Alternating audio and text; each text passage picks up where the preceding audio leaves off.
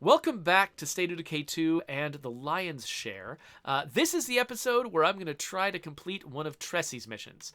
Because when I realized that basically once I got the Haven device, I was out of things to get in this map and I should probably move on to another map.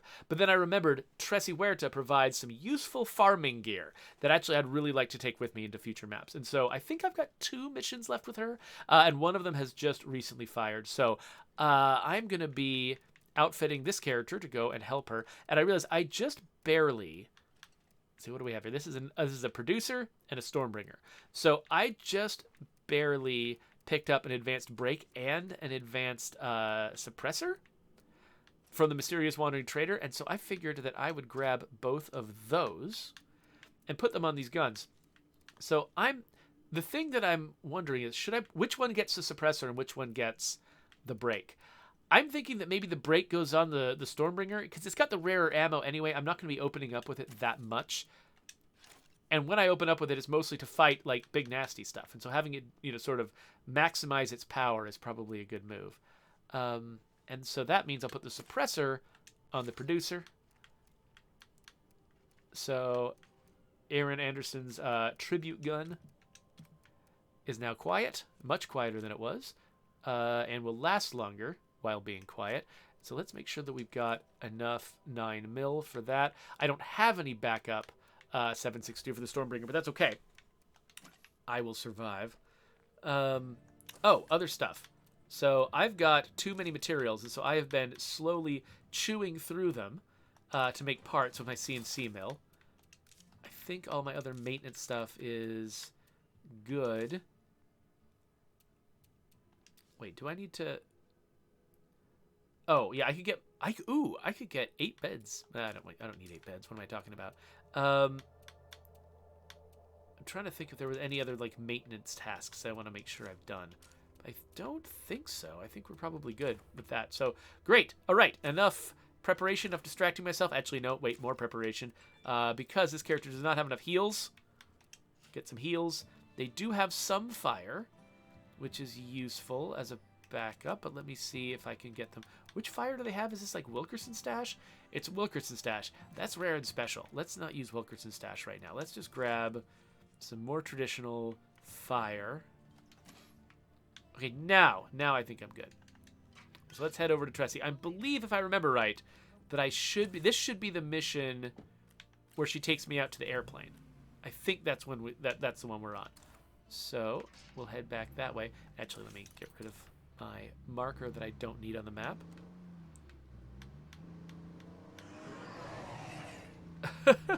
We have got so many freaks gathering around this base, and they are just barely outside the reach of the Haven device, so they're not popping.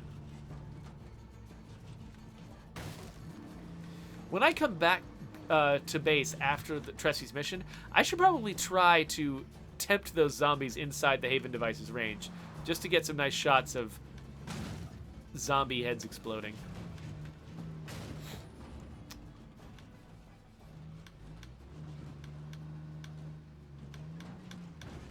Well, I just realized I haven't actually made a thumbnail yet for the episode where I got the Haven device. So I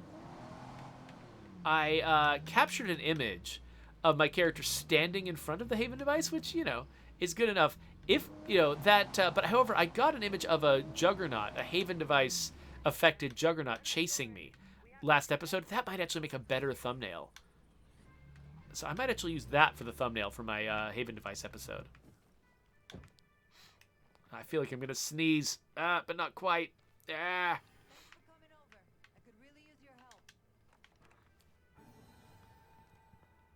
All right, hello. I want to recover a sample from one of the ruined plague walls. Good. That's good.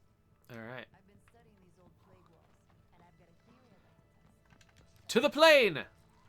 When the last active wall downtown was So she hasn't told me where I'm going yet, but I'm pretty sure I know. whatever that effect was, it originated from here in Marshall. Yeah. Now the walls around here are organically inert. Oh, wait. It's just occurred to me, does Ratana, my character, does she have the same voice as Tressy Huerta? I'm trying to remember if Tressie's voice was one of our NPC voices or if it's one of our playable voices. If it's one of our playable voices, then that's funny. I can't. Unfortunately, I've got the character's dialogue volume turned down pretty low, so that even I struggle to hear it, just because I get so tired of being interrupted by random conversations that I just keep it low. So I can't really tell one way or the other. Ian asks me, why do you hate roads? What I like is directness. I like efficiency. I like just pointing myself in a direction and going there, and not worrying about elaborate procedures. However, one thing that our maps would benefit from is some indication of where the frickin' mountains are, so that you can plan a route around them instead of having to just feel your way through.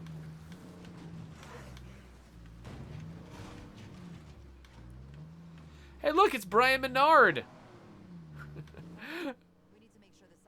Brian says, do you have any tips for a noob like me? Actually, folks in here were asking me, somebody, I can't remember who it was asking me if I had played Project Zomboid.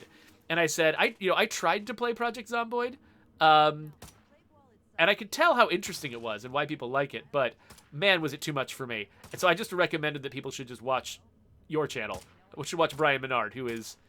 Okay, seriously? I realize that my crosshair's larger than the zombie's head, so of course I was missing, but come on. Okay, I'm ready to watch your back now, Tressy. Are you ready? All right, well, I've got some fire in case I need it, in case the zombies get intense. Here, I'll help you, Tressy. I'll attract even more zombies by fast searching. Talk to me, Tressy. I contaminated the first sample. Just keep them off me, okay? Oh, Tressy, why do you suck? Tressy looks like she's got other activities going on. What is...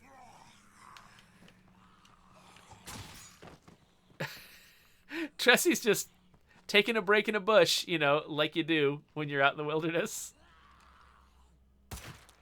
You want to get eaten? It feels like the zombies are not spawning in this mission the way that one would expect them to. This is supposed to be a flood of zombies. What the heck is going on? Yeah, I'm just sitting here with Tressy. Okay, I've got the samples I need. Wow, that was tense. Yeah.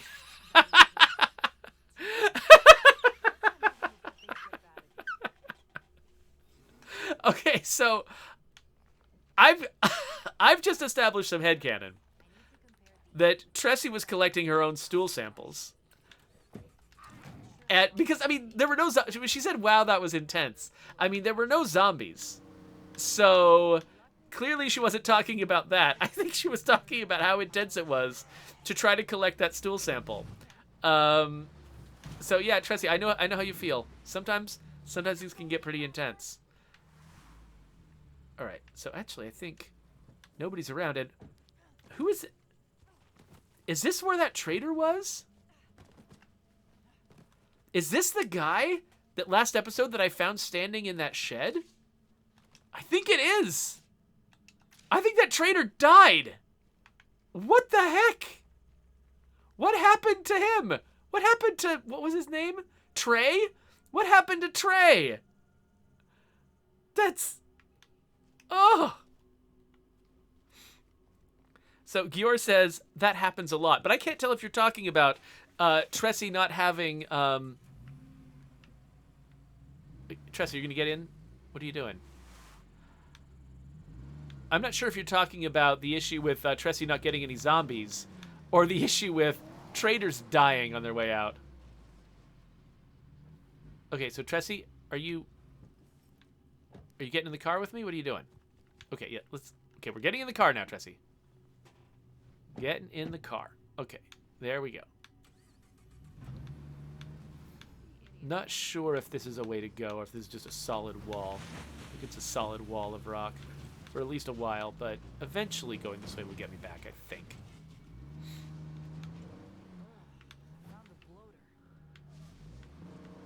All right, here we go. I'm also running low on gas. Driving a Bandito around all the time is probably not the best move. I don't think they're the most fuel-efficient vehicles.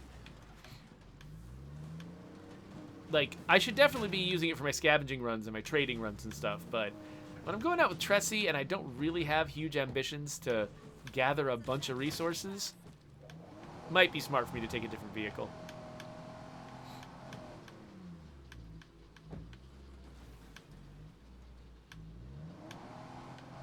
Oh, and it just... Did I actually leave... Did I actually leave the fuel in the back of this car, or did I empty it out when I was going to the trader? Now I'm worried, actually. So I've got another another enclave that's about to leave the map. I've got a lot to work on here. Or turn hostile. I realize my little science experiment may not be that exciting, but this is my way of fighting back. The more we learn, the better equipped we are to survive. So wait, Typed Metal just asked me a really unusual question. They asked, why did you get a special thanks in Kung Fu Panda 2 on DS? Where did you find this information, Typed Metal? We're starting there. How did you find out that I had a special thanks on Kung Fu Panda 2 on DS? Of course there's no gas. Okay, well, oh wait, I got a place right here, so I'm fine. Let's just go get some gas.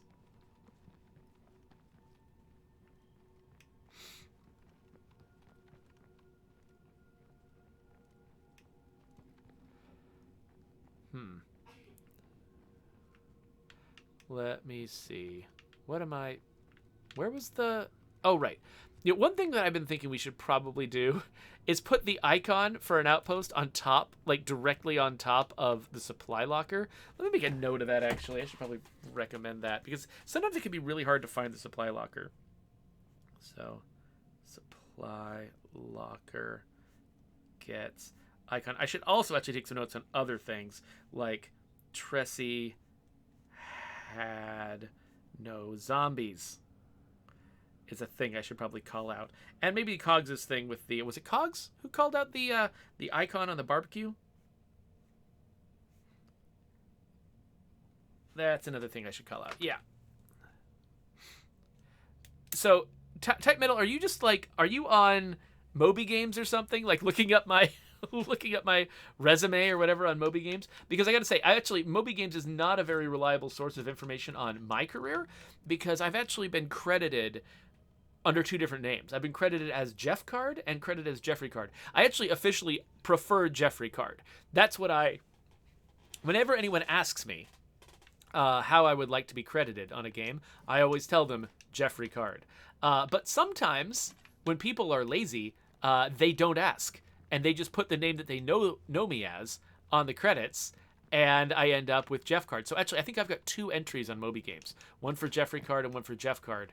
And, yeah, and it's kind of garbage. So it's hard to actually piece together my credits from Moby Games. And, you know, and it's not nearly as well maintained as the Internet Movie Database, and so, you know, you should always take it with a grain of salt. And I just realized I need to repair this vehicle, so I'm gonna go grab a repair kit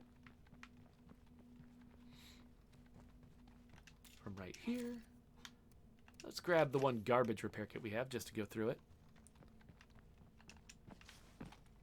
So anyway, I guess, well, okay, Typed Metal actually just stepped away. I was about to say I should probably actually answer the question about Kung Fu Panda 2, but I'll wait till Typed Metal gets back, since he's the one who actually asked. So yeah, so Gior, I am aware that some of the other Tressy missions sometimes don't have the zombies. I had not seen it with the plane mission, though, and so that's why I was surprised. Because I have seen zombies fail to show up for her final mission, and I've seen them fail to show up for her first mission. But I hadn't seen him on the plane yet, and so that was a new experience for me. And so yeah, so I'll write it up, and hopefully somebody will figure out what the heck's going on. Our zombie spawner is very, very sensitive. It's got a lot of rules, a lot of different layers of rules, determining when and how it can spawn zombies. And so while, you know, we keep solving individual problems, but I think even our solutions sometimes lead to more problems because it's just so complicated. Because we don't want zombies just to appear right in front of your face, but we also don't want zombies to not appear at all. Those are the two failure cases, and they're on either end of the spectrum. And so anytime you solve for one of them, you might cause a little bit of the other. You know, when you're trying to stop zombies from failing to spawn, sometimes your solution will result in them spawning right on screen. like the bloaters, appearing in front of you on the road. And then if you try to solve something like the bloaters appearing in front of you on the road, you put more restrictions on spawning. That means you'll create more cases where zombies are supposed to spawn and they don't. And coming up with the exact perfect set of rules that work all the time in every circumstance is really, really difficult. So I'm not surprised we're struggling with it. Okay, I'm going to try to park properly.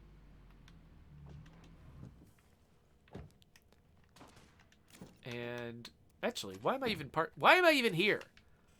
There's so many other things I could do. I didn't have stuff to bring home. I guess, this I've mostly served the purpose of this episode, but I feel like we've got a little bit more time I could spend doing something. I could get more materials. Actually, why did I just hit some buttons in the wrong order. I thought I was still in the menu when I hit the right bumper, and I just threw some fire for no reason. Great. Okay, well, I should definitely keep doing this every chance I get. Though, actually, wait a minute. Oh, yeah, no, I've gotten under the wire with materials. Time to go get more materials, I guess. Let's go get more materials and maybe some food and stuff, too. Let's go up there. This time, I'm actually going to leave facing the correct direction, instead of just always going to my right and then having to drive all the way around my base. Hey, there's Twain. Hello, Twain.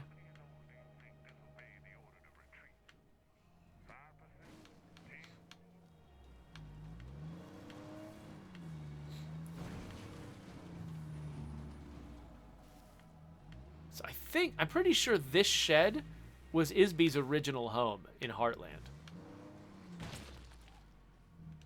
We set her up next to the vet clinic because the vet clinic was such a memorable place before we came up with the Homecoming update, which included a mission that actually sends you to the vet clinic.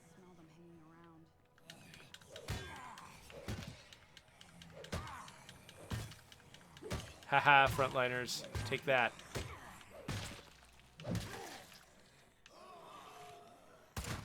Haha, yes. Anyway. Yep, this is Isby's place. You can tell from all of the graffiti and whatnot. So I want to know if Type Metal has come back yet, because I did want to answer the Kung Fu Panda question.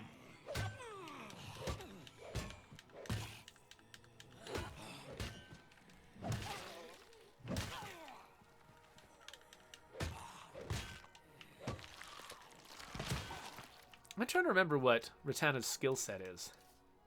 Oh, that's right. She is a not yet fully trained Red Talon person. So that means actually she probably has the effects of gunslinging. I should try to use that sometimes.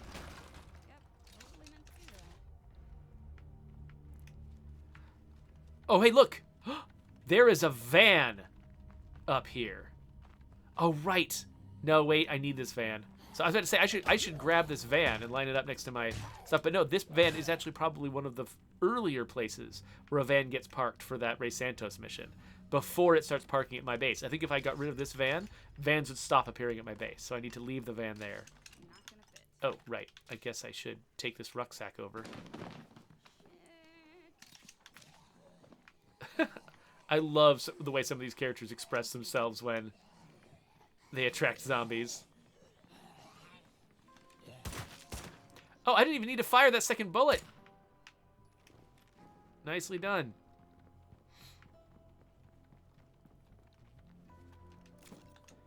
Let's drop some stuff off. Probably good. I don't know why I'm running so far. I should drive.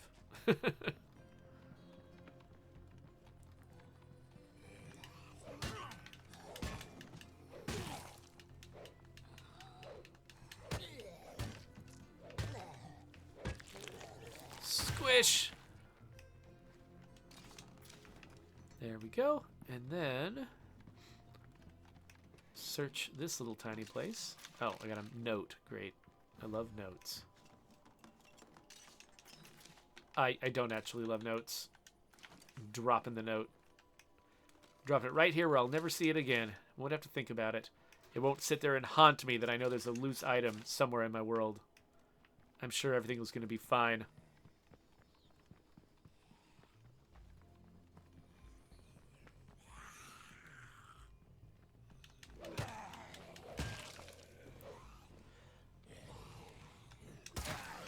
Okay, so this is a lot of zombies.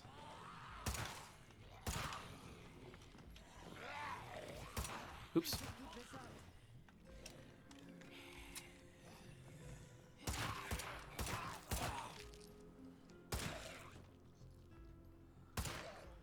Okay. I'm not sure why so many zombies suddenly spawned around my car, but oh, it's probably because I was fast searching. I think I did actually set something off at one point. So stuff that is unlikely to stack goes here. I guess before I head home, I should grab a little bit more stuff. Some food, maybe. I don't really need food. Oh no!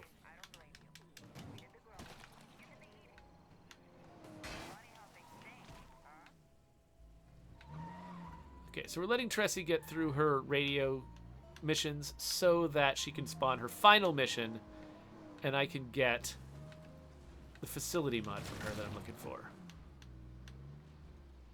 So wait, have I not actually searched this place? I did a mission at this place, but I guess I didn't search it. So yeah, we'll search this and then we'll head home. We'll wrap up the episode.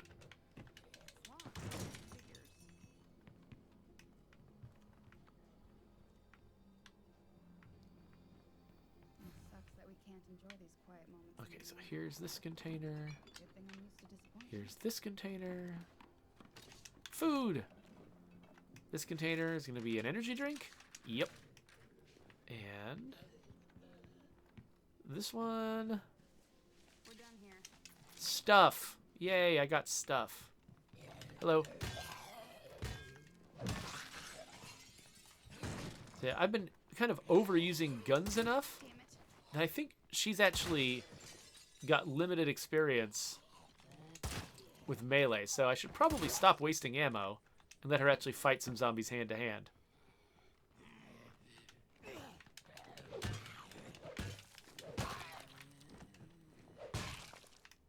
That was pretty cool. All right, let's head home. Tired of this silly game anyway. Is Typed Metal back yet? Because if he's not, I'm driving the absolute wrong direction. If he's not, I might have to answer his question and let him find it later on YouTube. Oh, get off. There we go. Can I squeeze through here? Yes!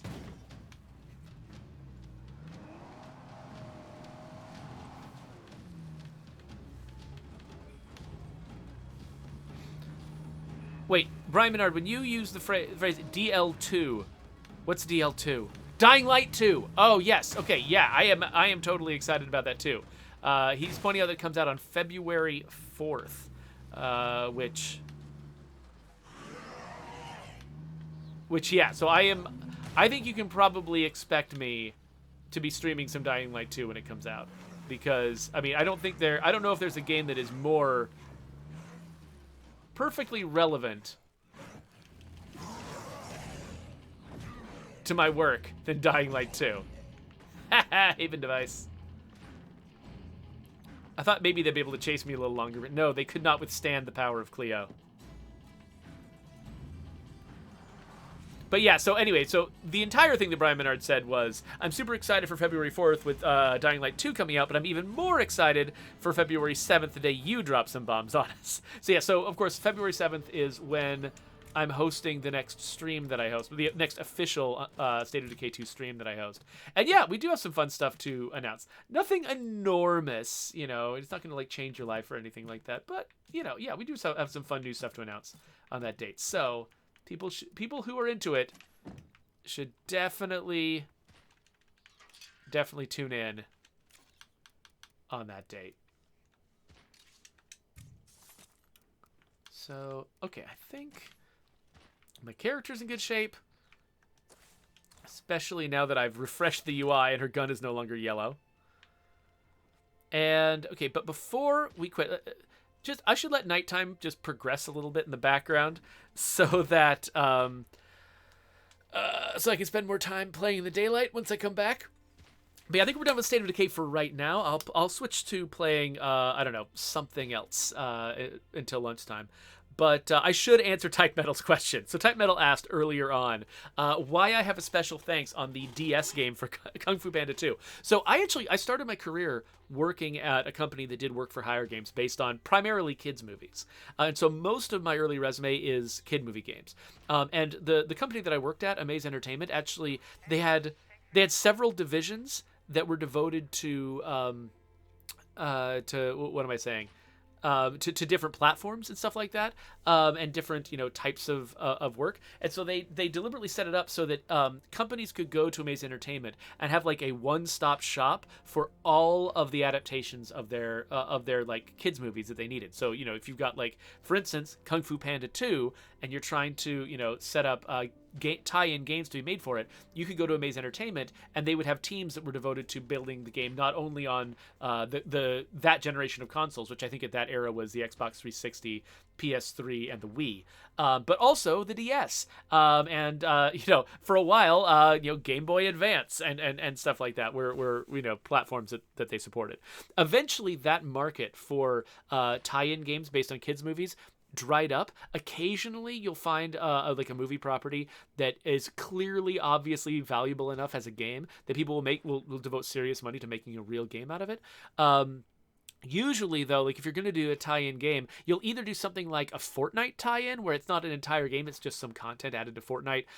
You'll do a mobile game, which is much cheaper but also easier to sort of distribute widely to a casual audience than something on an advanced game console. And so that company actually shifted its focus. They were bought by a mobile publisher, and they actually shifted focus to making mobile games. And so that's what I did for a little while before I joined Undead Labs, was I made mobile games for that larger company. But yeah, so my early resume is made up of kids movie tie-in games. I was a designer on the Where the Wild Things Are game, on the Over the Hedge game on PSP. There's an Indiana Jones game on PSP that I worked on.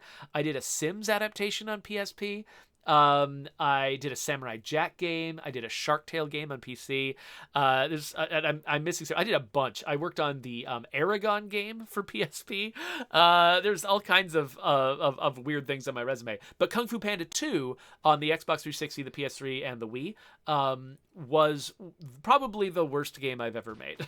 The problem was, like, it was right during the sort of death throes of THQ, where they were sort of trying whatever they could possibly do to stay afloat financially. And one of the things they were trying to do was make as much money on the Kung Fu Panda 2 license as they could.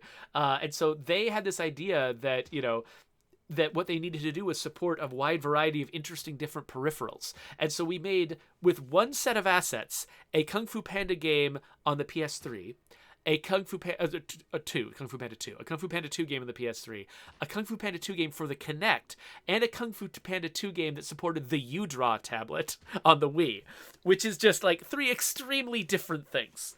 And we did, and basically I was the one who, when they were like, "Hey, can you do this?" I was like, and I thought it through. I was like, I think maybe we could do that, and I sort of came up with a way I thought we could do that, and I mean, we technically shipped games in boxes for all three of those products, but it was a horrible experience because we were working our butts off for something that was never going to be good because we just did not have the time or the resources to make it really good.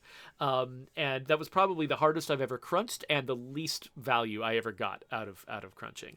And so I'm glad I don't work, in that part of the industry anymore. And I mean, that part of the industry is largely gone. Like you see, I mean, that was not just the death throes of THQ. That was the death throes of that entire part of the industry. And so now I'm working on a game that I'm actually really excited about, that I play in my own spare time, as you can see here. And it's a much more satisfying experience. But yeah, so I have a special thanks on Kung Fu Panda 2 DS because I was working on the Kung Fu Panda 2 PS3, Xbox 360, and Wii game, and we cross collaborated with each other. We talked about story, and I think we might have been sharing a similar storyline, and we were sort of working together to create the assets and stuff, even though they were very different on the different platforms. There was some sharing that we could do, and so I got a special thanks on that. I'm pretty sure that people from the DS team probably got a special thanks on the other consoles, which is what I was working on. So there you go. There's the story of why I've got a credit on a Kung Fu Panda 2 game. On every Kung Fu Panda 2 game, I guess I probably have a credit. So, okay, yeah, so type metal. Okay, I hope that you arrived in time to catch most of that answer, because I was going to wrap up this episode, and I wanted to make sure your question was answered before I quit, but I wasn't sure when you were going to come back. I hope you caught most of that. Okay, yeah, type metal confirms that he did. So anyway, I don't know how interesting that answer was to everybody else, but there you go. You've got it now. So let's wrap this episode up. So there's the subscribe button. The next time I play this game, of course, you will see an episode there. I'm hoping that I'll be able to wrap up Tressy's final mission soon. I don't know if it'll be that episode, but soon, because I think that really is the last thing I need to do before I leave Trumbull Valley.